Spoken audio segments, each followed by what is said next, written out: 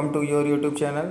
आज की इस क्लास में मैं आपके लिए लेकर आया हूँ कार्य सामर्थ्य एवं ऊर्जा means work power and energy के इम्पॉर्टेंट क्वेश्चंस। इसकी पहले की क्लास में हम सभी इससे संबंधित पार्ट 1 चिप क्लास में इसके बेसिक फार्मूला और डिफिनेशंस ट्रिक जो भी है आपको बताया जा चुका है। अब इस चैप्टर के इम्पॉर्टेंट क्वेश्चंस को आज हम लोग देखेंगे, जिसका पहला इम्पॉर्टेंट क्वेश्चंस दिया हुआ है, किसी इंजन की सामर्थ्य क्या है? किसी इंजन की सामर्थ्य एक अश्व शक्ति है, उसका तात्पर्य है, यानी एक अश्व शक्ति किसके बराबर होता है ये आपको बताना है। हार्स पावर किसके बराबर होता है ये आपको बताना है, ठीक है। तो एक अश्व शक्ति किसके बराबर होता है? 746 वाट के, 746 वाट के बराबर होता है। क्लियर है? एक अश्व शक्ति किसके बराबर होता है? 746 वाट के बराबर होता है। और 746 वाट, एक वाट किसके बराबर होता है? एक वाट बराबर 1 जूल प्रति सेकेंड होता है। 1 जूल प्रति सेकेंड होता है। इसलिए 746 वाट को 746 जूल प्रति सेकेंड भी लिख सकते हैं। याद रखिएगा, 746 वाट को 746 जूल प्रति सेकेंड भी लिख सकते हैं। इसलिए आपका ऑप्शन कौन सा होगा? बी। कैसे? तो 1 वाट बराबर क्या होता है? 1 जूल प्रति सेकेंड। इसलिए 746 वाट बराबर क्या हो जाएगा? 700 जूल प्रति सेकेंड। तो पहला आंसर आपका इसी तरीके से बिना कुछ के परिभाषा से हल हो जाएगा। चलिए दूसरा प्रश्न देखते हैं। तो दूसरा प्रश्न दिया हुआ है, एक घोड़ा जो है 20 न्यूटन के बल द्वारा किसी गाड़ी को 5 मीटर तक खींचता है। क्या करता है? 20 न्यूटन के बल से, यानी एफ आपका दिया हुआ है कितना? 20 न्यूटन, और 5 मीटर तक विस्थापित करता है। तो डी बराबर कितना हो गया? 5।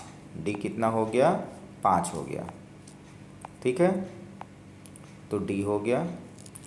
खींचता है तो घोड़े द्वारा किया गया कार्य क्या होगा? डब्लू आपको निकालना है। क्या करना है? डब्लू निकालना है। तो डब्लू बराबर फार्मूला आपने क्या पढ़ा है? डब्लू बराबर क्या होता है? बल गुणे बल की दिशा में विस्थापन, या एफ डी कॉस थीटा, ठीक है। बल गुणे बल की दिशा में विस्थापन होता है तो सूत्र आता है एफ इंटू डी। यदि उससे अन्य दिशा में विस्थापन हो तो क्या लग जाता है? कॉस थीटा, ठीक है। तो एफ डी कॉस थीटा हो जाएगा। तो यहाँ पर विस्थापन तो दिशा में हो रहा है तो कॉस क्या जाएगा? 0। और बल कितना दिया हुआ है? बल आपने देखा है 20 न्यूटन दिया हुआ है, ठीक है। तो बल की जगह पर क्या लिखेंगे? 20 न्यूटन। विस्थापन आपका दिया है 5 मीटर, और कॉस उसी दिशा में विस्थापन हो रहा है तो हो जाएगा 0। कॉस 0 का मान 1 होता है। तो बचा क्या? 20 पंचे 100। कितना बचा? 20 पंचे 100, ठीक है। तो 20 गुणे 5 जूल यहाँ पर लिखा हुआ है, गुणा के रूप में ये आंसर लिखा हुआ है। तो कौन सा आंसर सही है आपका? 20 पंचे 100 जूल, या 20 गुणे 5 जूल ही यहाँ पर आंसर लिखा है। तो यही आंसर इसका राइट आंसर हो जाएगा, 20 गुणे 5 जूल। उम्मीद करते हैं यहाँ तक आपको समझ में आया होगा। चलिए अगला क्वेश्चन देखते हैं। अगला क्वेश्चन क्या दिया हुआ है? प्रश्न संख्या 3। तो प्रश्न संख्या 3 आपका दिया हुआ है, किसी वस्तु पर 7 न्यूटन का बल लगता है। क्या होता है? किसी वस्तु पर 7 न्यूटन का बल लगता है। कितना बल लग रहा है? 7 न्यूटन का, ठीक है। और वस्तु बल की दिशा में 8 मीटर विस्थापित हो जाते हैं। कितना विस्थापित हो रही है? बल की दिशा में विस्थापित हो रही है 8 न्यूटन। तो ये हो गया डी। और बल द्वारा वस्तु पर किया गया कार्य की गणना करना है। क्या क्या गणना करना है? किए गए कार्य डब्लू की गणना करनी है, डब्लू ज्ञात करना है, ठीक है। और विस्थापन आपका हो गया डी, यहाँ पर एफ हो गया इस तरीके से। तो W बराबर सूत्र क्या होता है? F into D. जब बल की दिशा में विस्थापन हो तो एफ इंटू डी। बल का मान 7, डी का मान 8, तो 7 8 क्या हो जाएगा? 56 हो जाएगा। कितना? 56 जूल, सारे मात्रक आपके जूल में है तो मात्रक बदलने की ज़रूरत नहीं है। आंसर कौन सा है आपका? 56 जूल आंसर आ गया। तो कौन सा आंसर सही है? ऑप्शन बी इसका राइट आंसर हो गया। क्लियर है यहाँ तक? 56 जूल आंसर। ठीक है, इसी तरीके से चलिए अगला प्रश्न देखते हैं। प्रश्न संख्या 4 में क्या दिया हुआ है? प्रश्न संख्या 4 दिया हुआ है, एक पिंड पर 40 न्यूटन का बल लगाने से वह बल की दिशा में 60 अंश के कोण पर, कितने अंश के कोण पर? 60 अंश के कोण पर 20 मीटर विस्थापित हो जाता है। ठीक है, तो बल द्वारा कृत कार्य क्या होगा? कितने अंश पर विस्थापित हो रहा है? 60 अंश के कोण पर। बल कितने न्यूटन का लग रहा है? 40 न्यूटन का। विस्थापित कितने अंश के कोण पर हो रहा है? 60 अंश के कोण पर। ठीक है, कितनी दूर विस्थापित हो रहा है? 20 मीटर। कितनी दूर? तो 20 मीटर। तो क्या हो गया? W बराबर सूत्र क्या हो जाएगा? W बराबर FD cos थीटा। ठीक है, तो F की जगह हम लोग क्या लिखेंगे? दिया हुआ है 40 न्यूटन, तो बल हो गया 40 न्यूटन। विस्थापन आपका 20 मीटर दे रहा है, 20 मीटर और cos 60 अंश लिख देंगे। ठीक है, cos 60 अंश। cos 60 अंश का मान कितना होता है? तो cos 60 अंश का मान लिख देंगे 1/2। ठीक है, तो क्या हो जाएगा? 40 गुणे 20 आपका 4 दूनी 8, 2 जीरो लिख देंगे और cos 60 अंश का मान लिख देंगे 1/2। तो ये 1/2 से भाग जाएगा 800, तो कितना आ जाएगा? 400। तो कार्य कितना आ गया? 400 जूल। ठीक है, तो कौन सा आंसर सही है? ऑप्शन बी 400 जूल इसका आंसर राइट आंसर हो गया, ऑप्शन बी। क्लियर है यहाँ तक? उम्मीद करते हैं यहाँ तक समझ में आ गया होगा। यदि किसी प्रकार के किसी भी क्वेश्चन में दिक्कत होती है तो उसे आप कमेंट बॉक्स में ज़रूर बताइएगा। चलिए इसी तरीके से अगला क्वेश्चन लगाते हैं। प्रश्न संख्या 5 क्या दिया हुआ है? प्रश्न संख्या 5वां आपका दिया हुआ है, यदि किसी पिंड, क्या है? यदि किसी पिंड की गतिज ऊर्जा 4 गुनी कर दी जाए, यानी पहले जो भी गतिज ऊर्जा थी उसको हम क्या कर दें? 4 से गुणा कर दें, तो उसका संवेग हो जाएगा, कितने गुना हो जाएगा ये आपको बताना है। ठीक है, तो गतिज ऊर्जा का सूत्र क्या होता है? गतिज ऊर्जा के बराबर क्या होता है? 1/2 mv², 1/2 mv² होता है। ठीक है, प्रथम स्थिति में K1 हम मान लेते हैं और यम v² है। गतिज ऊर्जा को 4, अच्छा इसमें संबंध क्या हो जाएगा? वेग और संवेग में हम संबंध निकाल लें तो P बराबर क्या होता है? mv। P बराबर होता है mv, संवेग बराबर द्रव्यमान गुणे वेग होता है। ठीक है, तो यदि हम इसको चेंज करें तो क्या हो जाएगा? 1/2 यम लिख दें, यानी अंश में गुणा और भाग कर देते हैं, गुणा और भाग कर देते हैं यम का, तो ये क्या हो जाएगा? m² v², जिसको हम क्या लिख सकते हैं? 1/2 यम और m² v² को p² लिख देंगे। क्या लिख देंगे? p²। किसके बराबर आया? k के बराबर आया, 1/2 यम p²। यहाँ तक समझ में आ गया? तो p बराबर कितना आ जाएगा? तो क्या हो जाएगा? p बराबर, तो p बराबर आपका आ जाएगा, 13 गुणा कर देंगे और √² है, p² है तो वर्गमूल निकलेगा, तो क्या जाएगा? p बराबर कर्ण के अंदर k 2m k 2m k आ जाएगा। ठीक है, तो ये हुआ P1 जब गतिज ऊर्जा k है। ठीक है, गतिज ऊर्जा को 4 गुना कर दें तो P2 बराबर क्या आ जाएगा?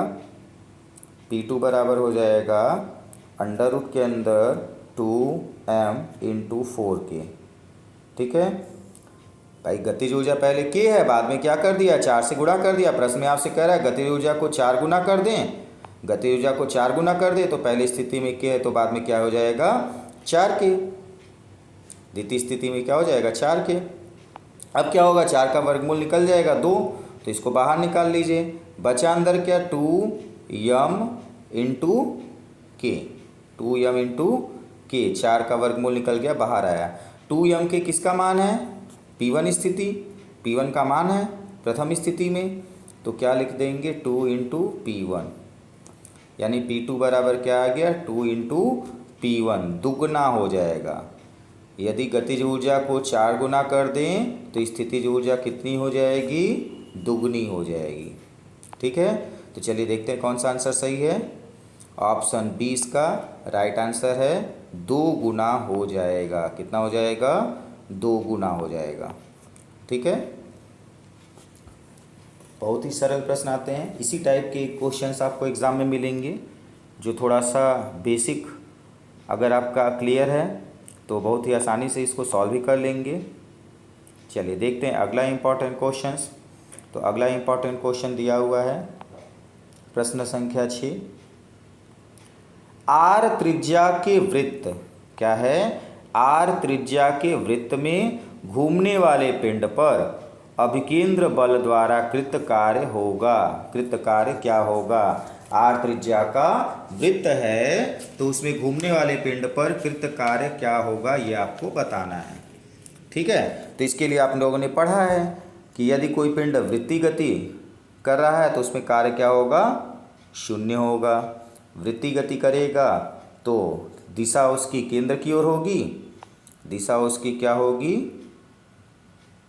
विस्थापन बल और विस्थापन के बीच का कोण क्या होगा, 90 अंश। स्पर्श रेखा 90 अंश का कोण बनाता है केंद्र की ओर। ठीक है, तो बल इंटू बल की दिशा में विस्थापन से थीटा बराबर 90 अंश आ जाएगा, और थीटा बराबर जैसे ही 90 अंश आएगा तो डब्लू बराबर क्या हो जाएगा, 0। ठीक है, तो कौन सा आंसर सही है, ऑप्शन ए इसका राइट आंसर है। इसको याद रखिए, बिना हल किए आपको एग्जाम में जब भी वृत्तीय पिंड में कोई पिंड कर वृत्तीय मार्ग पर कोई पिंड गति करेगा तो उसमें कार्य क्या होगा, शून्य। तो कौन सा आंसर आया, छठे का शून्य, ए। चलिए इसी तरीके से अगला प्रश्न, प्रश्न संख्या 7 देखते हैं क्या दिया हुआ है। तो प्रश्न संख्या 7 आपका दिया हुआ है, एक पत्थर है, क्या है, एक पत्थर ऊपर से फेंका जाता है। क्या किया जाता है, ऊपर से फेंका जाता है। ठीक है, ऊपर से फेंका जा रहा है तो यह लौट कर पृथ्वी पर आता है। निश्चित रूप से अगर फेंकेंगे ऊपर से तो ज़मीन पर आएगा। ठीक है, तो इसकी स्थितिज ऊर्जा अधिकतम हो है, कहाँ पर स्थितिज ऊर्जा अधिकतम है, तो जब पिंड फेंका जाता है तो यच ऊंचाई पर, मान लेते हैं पिंड यच ऊंचाई पर स्थित है, कितनी ऊंचाई पर, यच ऊंचाई पर। तो जब पिंड यच ऊंचाई पर पृथ्वी से यच ऊंचाई पर स्थित रहता है तो यच ऊंचाई पर अधिकतम क्या होता है, स्थितिज ऊर्जा mgh, स्थितिज ऊर्जा अधिकतम मिलेगा यच ऊंचाई पर, और न्यूनतम मिलेगा भूमि पर। पृथ्वी से टकराते समय उसकी स्थितिज ऊर्जा न्यूनतम होगी। आपसे पूछा क्या है, ऊपर की ओर फेंका जाता है और लौट कर पृथ्वी की ओर आता है। तो कोई भी पिंड हम फेंकेंगे तो पहले ऊपर जाएगा, नीचे से ऊपर फेंका गया और बाद में क्या होगा, ऊपर से नीचे गिरना। सो कुछ देर बाद उसका वेग शून्य हो जाएगा और वापस वो क्या करेगा, नीचे गिरेगा।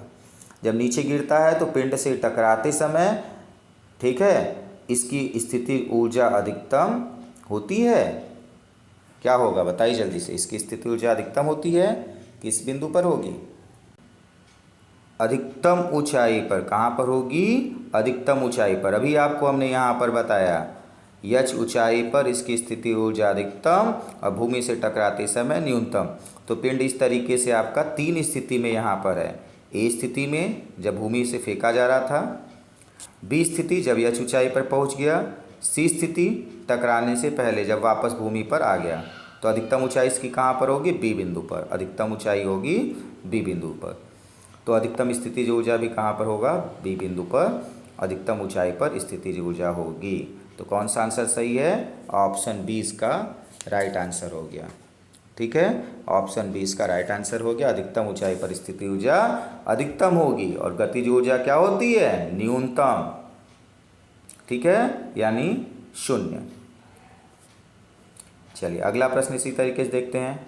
प्रश्न संख्या 8 क्या दिया हुआ है। तो प्रश्न संख्या 8 आपका दिया हुआ है, 1 किग्रा द्रव्यमान के पत्थर का टुकड़ा है। कितने किग्रा का पत्थर का टुकड़ा है, 1 किग्रा के द्रव्यमान के पत्थर का टुकड़ा 25 मीटर की ऊंचाई से स्वतंत्रता पूर्वक गिराया जाता है, यानी कितनी ऊंचाई से गिराया जा रहा है, 25 से स्वतंत्रता पूर्वक गिराया जा रहा है, u बराबर क्या दिया है 0। जब भी स्वतंत्रता पूर्वक गिराएगा तो क्या देगा, u बराबर वो दे रहा है 0, और यम बराबर आपको दे रहा है 1 किग्रा, और यच बराबर दे दिया 25 मीटर। चलिए आगे देखते हैं।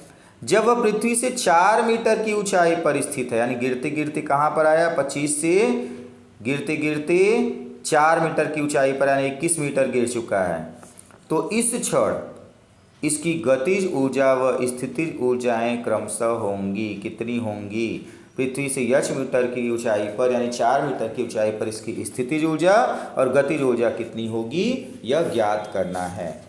क्लियर यहाँ तक।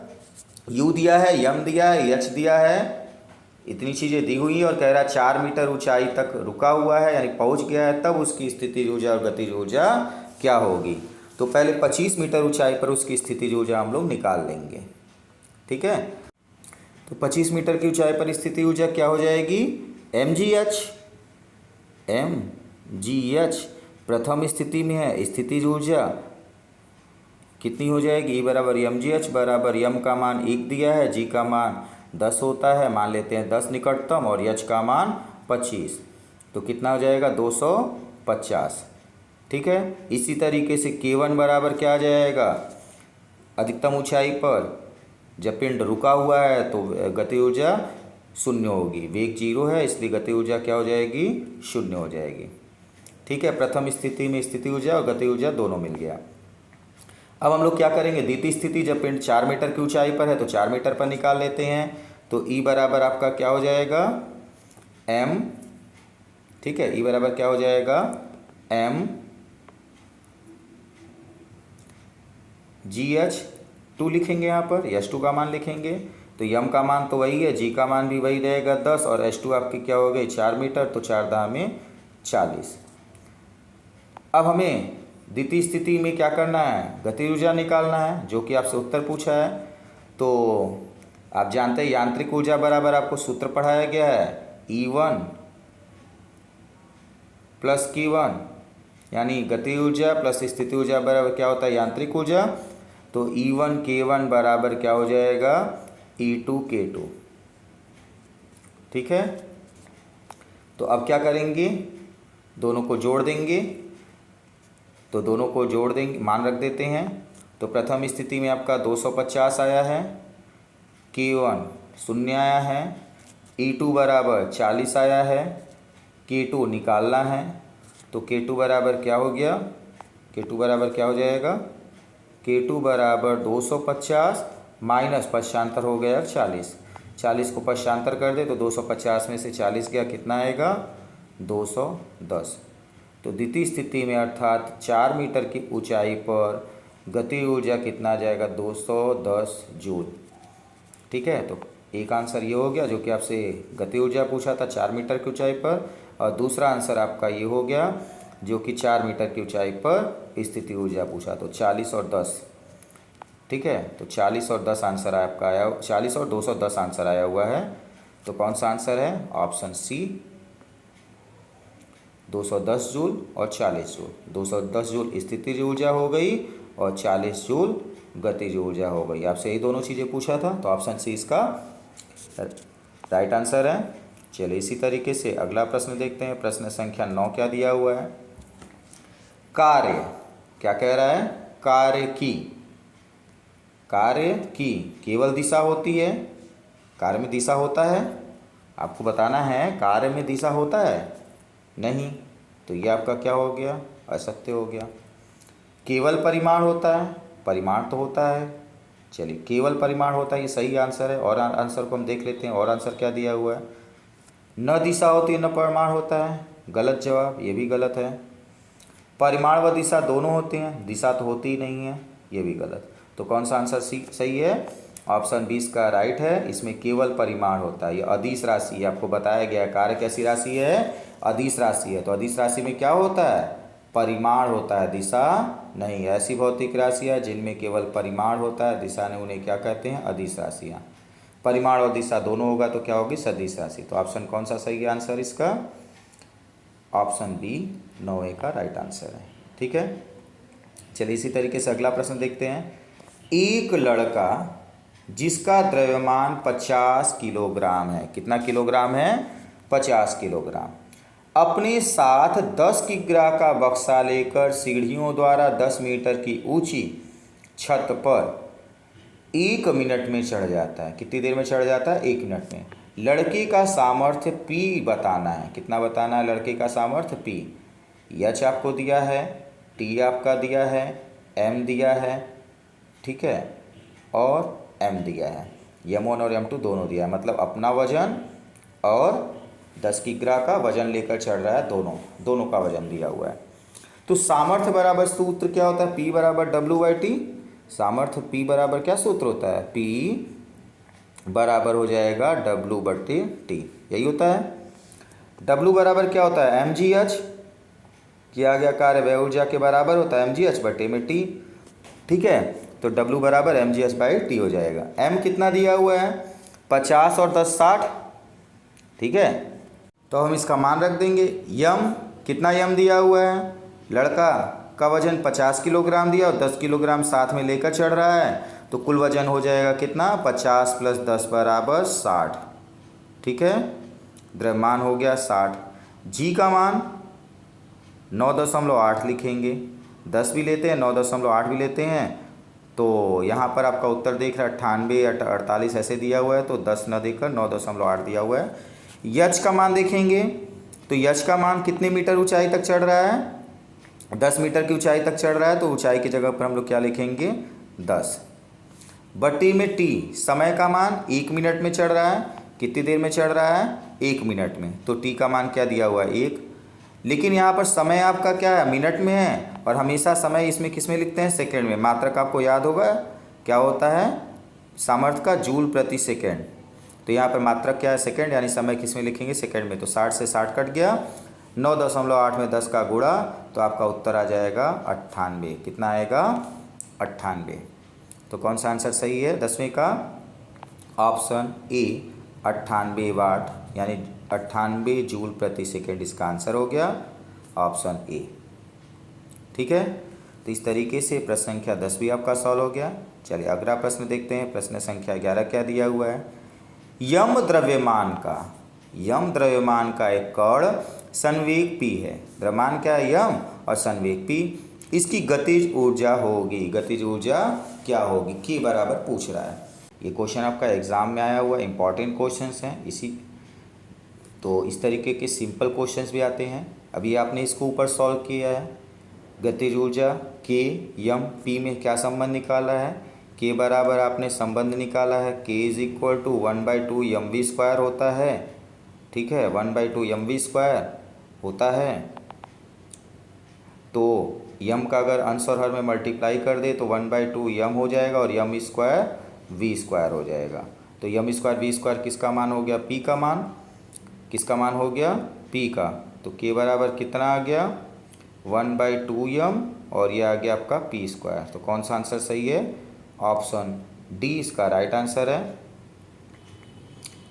ठीक है, तो इस तरीके से इस एक वीडियो के आज की क्लास के तो इस तरीके से इस चैप्टर के कुछ इंपॉर्टेंट क्वेश्चन सॉल्व हो चुके हैं। आगे के इंपॉर्टेंट क्वेश्चंस को अगले वीडियो में हम लोग सॉल्व करेंगे, अगली क्लास में सॉल्व करेंगे। आज के लिए इतना ही। Thank you.